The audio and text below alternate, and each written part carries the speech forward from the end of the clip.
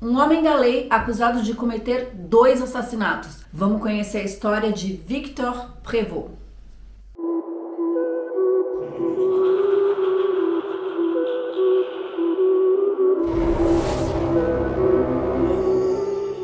Oi, bem-vindos ao meu canal, eu sou a Flávia Ribeiro e você está no Cafezinho Francês, um canal onde eu conto histórias, casos e crimes reais que marcaram a França e também a Europa. E se você chegou por aqui agora, aproveita, já se inscreve no canal, ativa aí o sininho das notificações para não perder mais nenhum vídeo. Deixa para mim também o seu like no comecinho desse vídeo, que é muito importante para impulsionar o vídeo para mais pessoas e fazer o canal crescer. E você que é meu parceiro de toda semana já sabe, deixa para mim o seu joinha. Oi, gente, voltei depois de um longo período aí de ausência do canal, onde eu tive longas férias no Brasil que foram emendadas também com o trabalho. Finalmente estou de volta e trazendo um caso bem impactante, uma história chocante que envolveu um homem da lei acusado de cometer assassinatos horripilantes. Bom, mas para entender essa história toda, eu preciso te contar desde o princípio. Tudo começa em 10 de setembro de 1879, na capital, Paris. O verão está quase acabando, mas as noites ainda estão bem quentes e por isso a Madame Thierry aproveita essa noite agradável para ficar ali tomando um ar e conversando com suas vizinhas na frente do prédio onde elas moravam, no número 163 da Rue de la Chapelle, no 18e arrondissement da cidade. Então elas estão ali tranquilas, conversando, quando de repente a Madame Thierry percebe a figura, a silhueta de um moço com um comportamento curioso que se aproxima do local onde elas estão, que era na verdade uma ruelinha bem estreita, e ele tá meio zigue-zagueando, como se ele estivesse um pouco perdido ou talvez bêbado, e aquele andar diferente chamou a atenção da Madame Thierry, que começou a observar aquela cena. Ele estava vestindo uma camisa simples, como de alguém que cuida ou trata de animais, de cavalos, e um casquete, que é uma espécie de boné. E ele também estava carregando uma cesta com alguns lençóis, e a cesta parecia muito com as cestas utilizadas pelas lavadeiras daquela época. E como ela acha tudo muito estranho, ela realmente começa a prestar atenção no que aquele homem está fazendo. E de repente ela vê ele tirar aqueles lençóis e abrir uma tampa de bueiro e colocar aqueles lençóis ali dentro e pressionar com o pé como se ele quisesse esconder alguma coisa ali dentro do bueiro. Depois de fazer alguma força, ele consegue, e depois ele coloca algumas folhas, assim com o pé mesmo, ele chuta algumas folhas, terra por cima, que era meio para esconder o que ele estava fazendo. Depois que ele faz isso, ele dá uma olhada para os lados, como se ele quisesse ter certeza de que ele não foi visto por ninguém, e então ele foge dali rapidamente. A Madame Thierry, que acaba de ver toda essa cena, não se contém na sua curiosidade, então ela vai até lá para ver o que é que aquele moço tinha tentado esconder ou jogado ali no bueiro. Quando ela chega, ela tira as folhas, a tampa do bueiro, e ela percebe aquele lençol que tá ensopado em sangue. Ela pega, abre e vê um pedaço de carne ensopado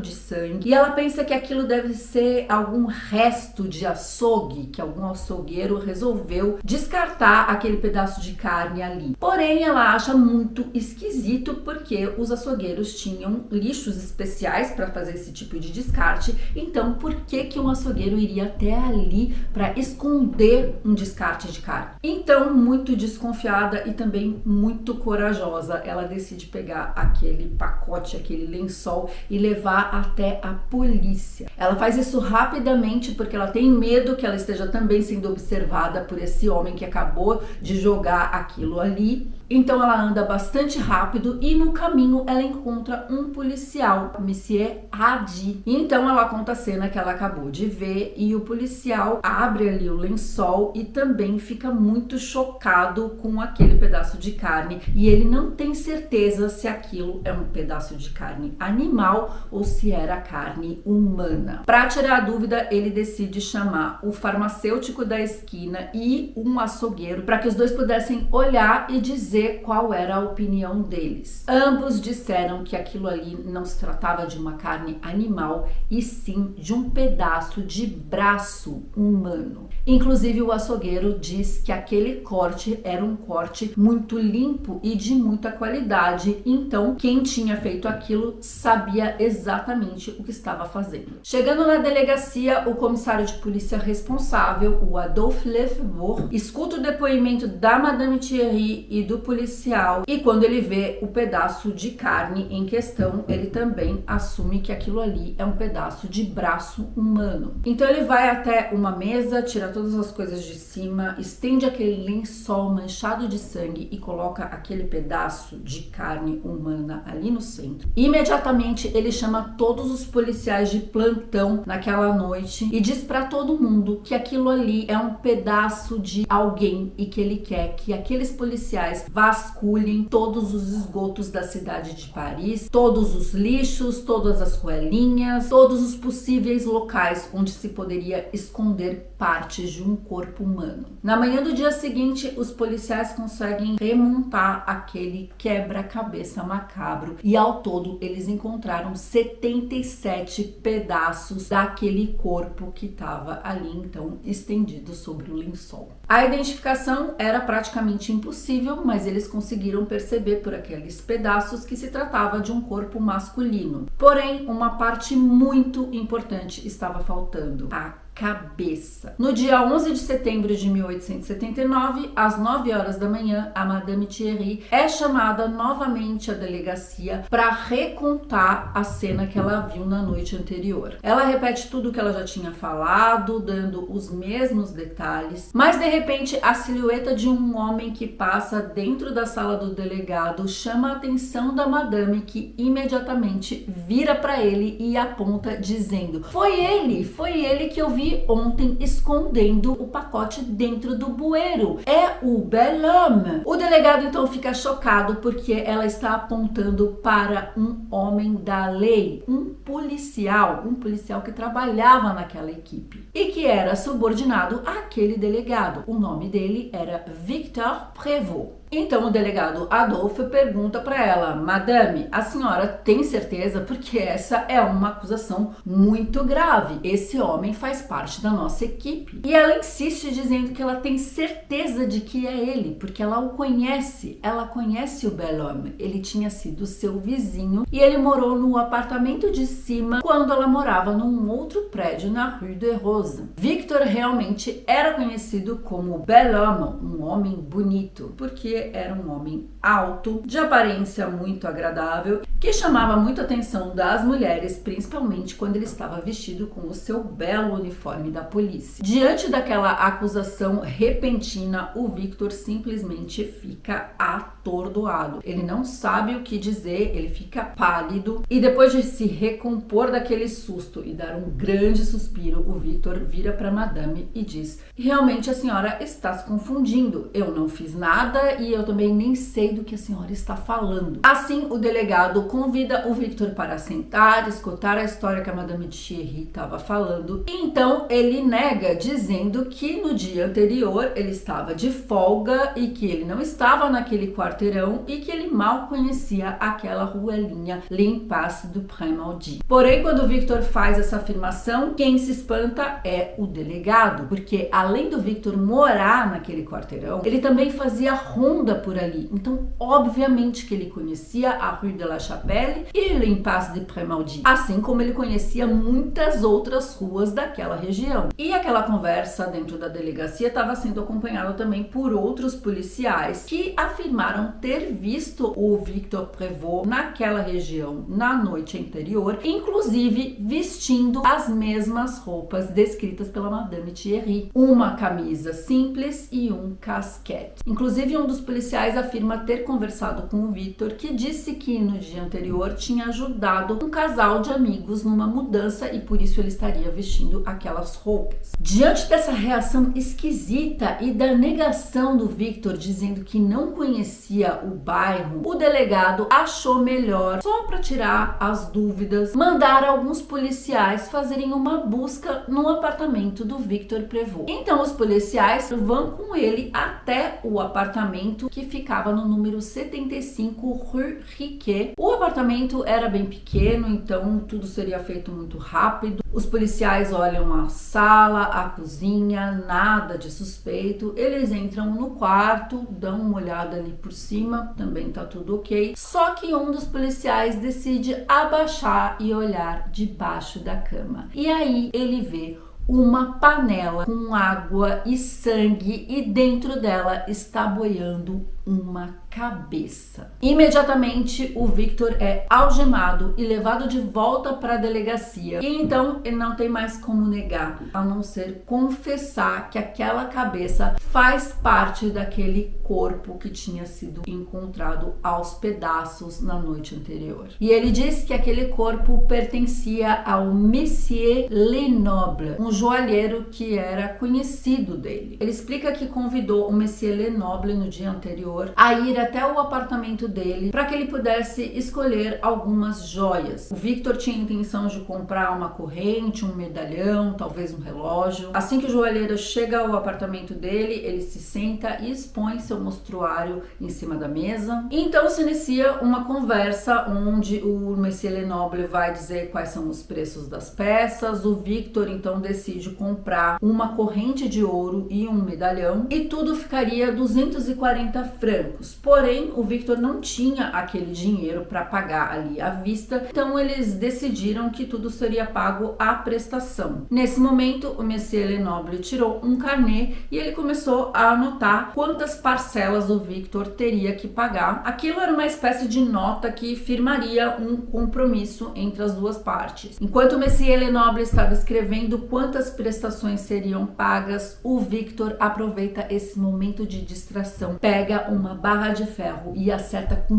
toda a força na cabeça do Monsieur. A primeira pancada é tão forte que ele já morre na hora, mas o Victor queria ter certeza, então ele dá uma segunda pancada e ali ele percebe que os ossos do crânio foram fraturados. Em seguida, ele conta que ele despiu o corpo e começou a cortá-lo em grandes partes para depois desmembrá-lo em pequenos pedaços, para depois enrolar esses pedaços em lençol e escondê-los dentro de ruelas, lixos e os esgotos da cidade. Então o delegado pergunta por que ele não escondeu a cabeça e ele disse que a cabeça seria o modo mais fácil de identificá-lo e por isso a ideia dele era de dissolver aquela cabeça cozinhando por horas, só que ele percebeu que era muito difícil de dissolver a pele da cabeça, que ele precisaria talvez de muito mais horas, só que ele tinha que trabalhar e por isso ele deixou a cabeça ali embaixo da cama, vestiu seu uniforme e foi trabalhar no dia seguinte. Imediatamente o Victor é encaminhado para a prisão de Mazas, uma prisão que ficava em frente à estação de trem Gare de Lyon, e o delegado Adolphe Lefbourg, ele tá simplesmente chocado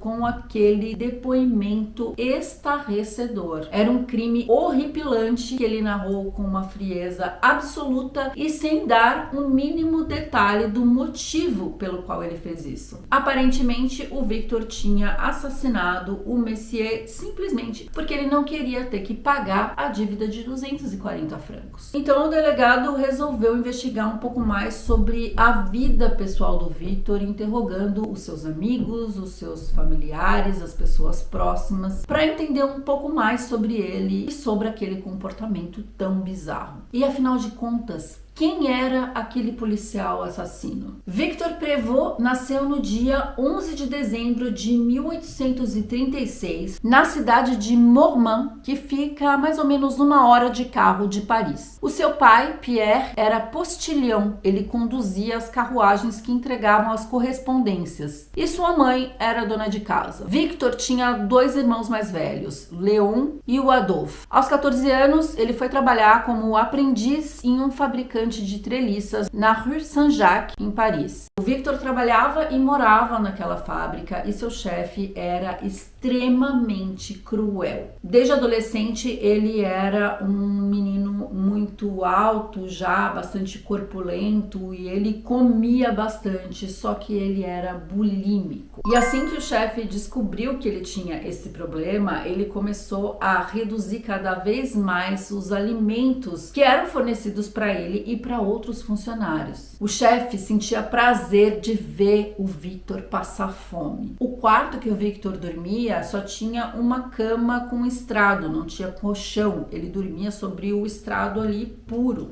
Esse chefe gostava de punir o garoto por qualquer motivo. E então ele dava chicotadas nas costas do Victor. Ele não era um garoto malvado, ele era gentil, ele tinha amigos e aquele trabalho estava fazendo extremamente mal para ele. Não só fisicamente, mas também devido à sua saúde mental. Ele era torturado mentalmente. Então ele decide que ele tem que procurar alguma outra coisa para fazer a qualquer custo, e é assim que ele acaba conseguindo um emprego num açougue. Ao entrar nesse trabalho, o Victor fica encantado com o ofício. Ele realmente tem muito talento para aquela profissão. Ele aprendeu rapidamente a abater os animais e se tornou um especialista em esfolar e fazer a desossa. Ele gosta do cheiro do sangue e parece sentir um verdadeiro prazer em manusear a carne. Era como se ele conseguisse separar aquele moço gentil e cuidadoso do açougueiro que devia ser frio e preciso. Ali naquele emprego no açougue que ele começa a perceber o quanto ele faz sucesso com as mulheres. Não só com as bonnes, as domésticas que vão até ali pegar os pedaços de carne para fazer o jantar, mas também com as próprias madames burguesas que, ao perceber que aquele açougueiro era bonito e charmoso, acompanhavam as suas domésticas só para poder olhar para a carinha dele. É ali que o Victor começa a ter suas primeiras namoradas e as suas amantes. Quando ele está com 19 anos, o irmão mais velho dele recebe uma carta dizendo que ele tem que se alistar, se apresentar ali no exército. Porém, o irmão dele não quer fazer isso, ele não tem nenhum interesse. E o Victor vai e se apresenta no lugar do irmão. Ele é aceito, fica por lá durante 6 anos. Ele acaba se destacando muito ali no exército, porque ele é um bom soldado, tem um porte físico, tem uma força. Ele sempre é citado como exemplo para outros soldados novato, se destacando pela forma como ele se porta, como ele usa o seu uniforme que está sempre impecável. Ele se dá muito bem e quando termina seu período no exército, ele é dispensado com um certificado de boa conduta e inclusive com uma medalha. Depois de ser liberado, ele passa alguns meses fazendo alguns trabalhos como civil, porém a vida do exército faz muita falta para ele e ele acaba se alistando novamente e dessa vez ele vai compor a cavalaria do Napoleão III. Ali ele também vai permanecer por alguns anos até ser dispensado em 14 de abril de 1869, mais uma vez com um certificado de boa conduta. Devido ao seu maravilhoso histórico militar, ele tem tudo que é preciso para integrar a polícia da cidade e é isso que ele faz e ele adora o trabalho dele. Ele é extremamente apreciado pelos seus colegas que o consideram um homem gentil. Ele é até considerado um herói entre os colegas porque ele teve 2 atitudes que foram bastante importantes. Uma delas foi de salvar um moço que estava se afogando no Rio Sena e outra coisa que ele fez foi parar um cavalo que tinha se soltado de uma carruagem e tinha entrado em disparada por uma rua e tinha um risco enorme daquele cavalo fazer várias vítimas e ele, por ser da cavalaria, ele conseguiu parar o cavalo e ninguém ficou ferido. E como eu disse anteriormente, ele era considerado um galã, um homem muito bonito, conhecido ali no quarteirão onde ele fazia a ronda como bel homme. E apesar de todas essas características positivas, ele era um solteirão convicto. Ele tinha mais de 30 anos e não queria saber de casamento. E naquela época, um homem de 30 anos ou mais que estivesse solteiro não era ali tão bem visto pela comunidade. Na verdade, o Victor tinha tido várias namoradas, algumas amantes, mas ele não queria se comprometer com ninguém. Pelo contrário, ele aproveita esse grande sucesso que ele faz entre as mulheres para se aproveitar delas. Várias amantes eram extremamente generosas, costumavam dar vários presentes e ele gostava de dinheiro. Porém, existia um lado um pouco sombrio da personalidade do Victor, porque alguns amigos diziam que ele tinha comportamentos muito estranhos, que ele era um pouco ogro na hora de comer, ele era meio grosseiro, ele gostava de comer carne crua. E isso era muito ambíguo, porque por um lado ele era um homem bastante gentil, atencioso, que tinha amigos, e por outro ele podia ser uma pessoa um tanto quanto desagradável, inclusive nas suas palavras. Alguns amigos disseram que o Victor mencionou que decapitar um homem era suave como um veludo, ou que cortar uma cabeça era tão bom quanto degustar um chocolate. E aquelas eram frases ditas de forma aleatória em momentos inoportunos e que deixavam os amigos bem chocados. Mas então, voltando para a investigação do delegado, no dia 4 de outubro de 1879, às 4 horas da manhã, o Victor é acordado ali na sua cela e levado para um novo interrogatório. Quando ele entra dentro da sala, o delegado está com uma caixa sobre a mesa e assim que o Victor se senta, o delegado abre essa caixa e começa a retirar de lá várias joias e brincos. E assim ele pergunta: você sabe a quem pertence essas joias? O Victor nega, ele diz que não tem nenhuma ideia de quem são aquelas joias, mas o delegado insiste: você tem certeza? Porque essas joias foram encontradas numa casa de penhores no seu nome. Porém, tem uma família aqui que está reivindicando essas joias, dizendo que elas pertencem a uma pessoa que você conhece muito bem, Adèle Blondin. Adèle Blondin tinha sido namorada do Victor Prévost. E obviamente que, sabendo disso, ele não pode negar que conhece a Adèle e que aquelas joias realmente são dela. Assim, ele explica que a Adèle tinha emprestado aquelas joias para ele no momento que ele precisava de dinheiro, mas que ele ia devolver para ela assim que ele tivesse o dinheiro, porém ela o abandonou, ela terminou o relacionamento com ele antes que ele pudesse entregar essas joias de volta para ela. E então o delegado diz: mas cadê a Adèle? Porque faz anos que ela tá desaparecida e a família dela quer saber onde ela tá. O Victor diz que não sabe onde ela tá, que ela sumiu, que ela desapareceu. O delegado então pergunta: por que você não confessa que você fez com a Adèle a mesma coisa que você fez com o Monsieur Lenoble? Obviamente que ele nega mais uma vez, ele diz que não sabe, que não aconteceu nada com ela, que ele não fez nenhum mal para ela. Porém, o delegado, desconfiado de tudo aquilo, decide que é melhor levar o Victor até o último apartamento onde ele tinha se encontrado várias vezes com a Adèle. O apartamento ficava no número 22 da Rue de l'Evangile. O prédio onde ele morava ficava em frente a um posto de polícia.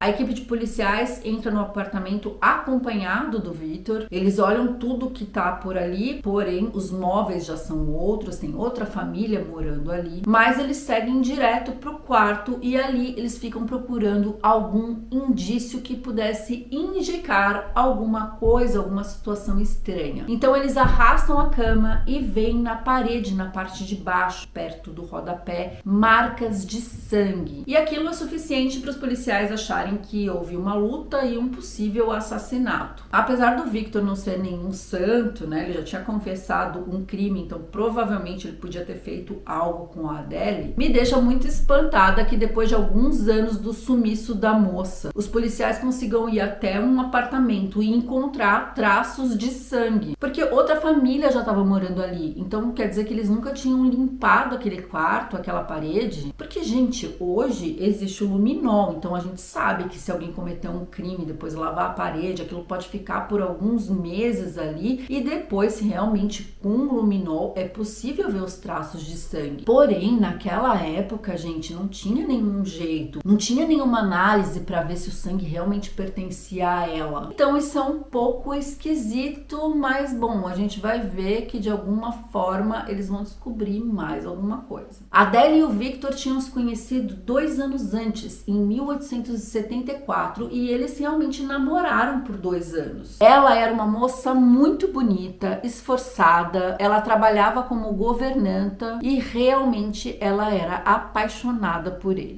A família dela não gostava do Victor, achava que ele era um cara que realmente não queria se comprometer, que ele só enrolava ela, enfim, eles já sentiam que tinha alguma coisa estranha nele e eles não gostavam daquela relação. Porém, como toda mulher apaixonada, ela insistia no relacionamento e ela realmente achava que os dois iam ficar juntos, iam casar e constituir uma família. Como eu disse, ela era governanta numa casa, o senhor para o qual ela trabalhava era um homem já muito idoso e antes de falecer, como ele gostava muito do trabalho dela, ele deixou uma herança para ela de 25 mil francos, o que era uma pequena fortuna. Com aquele dinheiro, ela tinha planos de abrir o próprio comércio, se casar com o Victor e que eles dois pudessem tocar esse comércio ali juntos. Acontece que ele não tem nenhuma intenção de se casar com ela, ele gostava da liberdade dele e então ele decidiu que o melhor era terminar aquela relação. Assim, no dia 27 de fevereiro de 1876, os dois se encontram, eles vão almoçar no restaurante, os dois bebem, a Adele bebe um pouco mais da conta, eles começam a conversar sobre o casamento, ela fica exaltada, começa a pressionar o Victor e ele então decide levá-la até o apartamento para que eles possam conversar melhor. Mais uma vez ali eles discutem, mas eles acabam fazendo as pazes e tudo termina em amor. Porém, o Victor tem certeza de que ele não quer mais nada com ela, que aquela relação não tem nenhum futuro. E ao invés de simplesmente terminar com ela, ele decide aproveitar que ela tá deitada ali e ele estrangula a Adele. Mais uma vez, o modus operandi será o mesmo. Ele despe a Adele, a corta em vários pedaços grandes para depois desmembrá-la em pequenos pedaços e também ele vai enrolar no lençol e espalhar pelos esgotos e lixos da cidade. E ali nas roupas da Adele ele vai encontrar a soma de 4.500 francos que estavam guardados em vários bolsinhos ali do vestido da Adele, porque naquele dia ela tinha tirado uma parte do dinheiro para dar entrada no seu comércio esse que ela achava que ela ia ter com o marido, com o Victor. Ele também roubam as joias que estavam com ela, então os colares e os brincos, e no final ele vende até as roupas dela, o que faz ele ganhar uma soma considerável de dinheiro. Os policiais sabiam que não era mais possível recuperar os membros, as partes cortadas da Adele, mas eles sabiam que ele podia ter feito alguma coisa diferente com a cabeça. Então eles insistem em perguntar onde está a cabeça dela. E então ele confessa que a cabeça dela está enterrada nas fortificações da cidade. Na época, Paris tinha essa fortificação que era um lugar que não era muito apreciado pelas pessoas. E ele realmente enterrou a cabeça ali no fosso da fortificação. Os investigadores vão até ali, acharam alguns restos de ossos e depois da exumação foi confirmado que aqueles ossos eram do crânio fragmentado da pobre Adele. Como não podia deixar de ser, esse caso foi mais um que chocou a sociedade da época e os jornais começaram a discutir sobre a credibilidade da polícia. Afinal, o Victor era um gardien de la paix, na tradução literal, guardião da paz. Sua função era proteger a população, mas será que a população realmente podia confiar naquela instituição? A polícia já era muito mal vista, ela era uma instituição muito politizada que beneficiava muitas pessoas, os ricos, obviamente, mas que tratava muito mal os pobres, os miseráveis. Eles eram muito violentos com a população de maneira geral. Esse foi um tema que reacendeu o debate sobre a credibilidade da polícia da época. Obviamente que a sociedade esperava que o Victor tivesse um julgamento e fosse punido à altura. Assim, em 8 de dezembro de 1879, se inicia o julgamento de Victor Prévost, que fica conhecido como Le Boucher de la Chapelle, o açougueiro da Chapelle, da Rue de la Chapelle, já que foi ali naquela rua que tudo começou. A acusação vai detalhar os 2 crimes cometidos por ele. Várias testemunhas são ouvidas, mas o Victor se mantém calmo. O advogado de acusação deixa claro que, por ele ser da polícia, ele traiu a instituição e a sociedade a qual ele deveria proteger. E por isso, ele exige que a punição seja máxima. Victor foi defendido pelo Maître Bouchot, mas ele sabia que os crimes confessados eram indefensáveis e que ele não poderia fazer muito pelo seu cliente. A atitude do Victor ali durante todo o julgamento também não ajudou nada a situação dele, porque ele ficou realmente impassível, mudo, ele não demonstrou nenhuma emoção e muito menos remorso. E após 2 dias de processo e somente 30 minutos de deliberação, o veredito é anunciado e Victor Prévost é condenado à pena máxima, pena de morte por guilhotina, por homicídio premeditado. Quando a sentença foi anunciada, Victor não expressou nenhuma emoção. Ele simplesmente continuou com a mesma postura que ele teve durante todo o julgamento. Nada. Ele foi transferido para a prisão de La Roquette, onde ele ficou aguardando a data de sua execução. Em 19 de janeiro de 1880, Victor é acordado às 4 horas da manhã e levado para frente da prisão de La Roquette, onde ali já estava montada a guilhotina. Era uma noite congelante ali na cidade de Paris, fazia menos 5 graus e havia montes de neve ao lado da guilhotina.